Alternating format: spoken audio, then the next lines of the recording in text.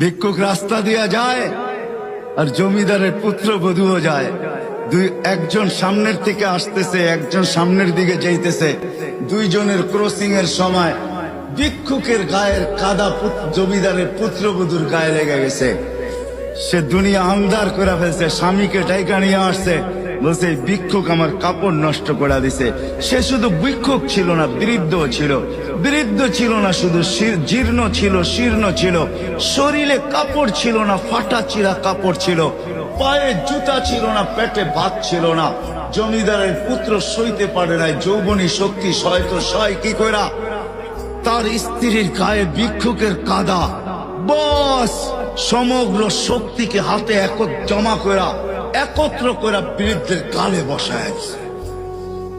বৃদ্ধ কিচ্ছু বলে নাই, শুধু উপরের দিকে তাকায় দুই তিনটা শব্দ উচ্চারণ করছেন। শব্দগুলা হলো ইয়া মাল্লাহ তারা হলো ওয়ুন, ও আল্লাহ চোখে দেখা যায় না। ও তারা কুল্লা শাই, তুই সব দেখিস। ফারা তারা মা বি, তুই কি দেখিস না আমার সাথে কি ঘটতেছে, এটা কি দেখিস না? বলতে দেরি যুবক, মরতে দেরি হয় নাই। জমিদার চলে আসছে, প্রতিশোধ নিবে। বৃদ্ধের একদিকে মুস্কি হাসি, একদিকে বলতেছে প্রেমের খেলা এমনই হয়। জিজ্ঞাসা করছে কিসের প্রেমের খেলা রে? বলছে ওর প্রেমিকার গায়ে আমার কাদা লাগছে, পায়ের কাদা লাগছে, ও সইতে পারে নাই। যৌবনী শক্তি দিয়ে আমার বৃদ্ধ গালে বসায় দিছে। আমাকেও একজন ভালোবাসে, সেও সইতে পারে না,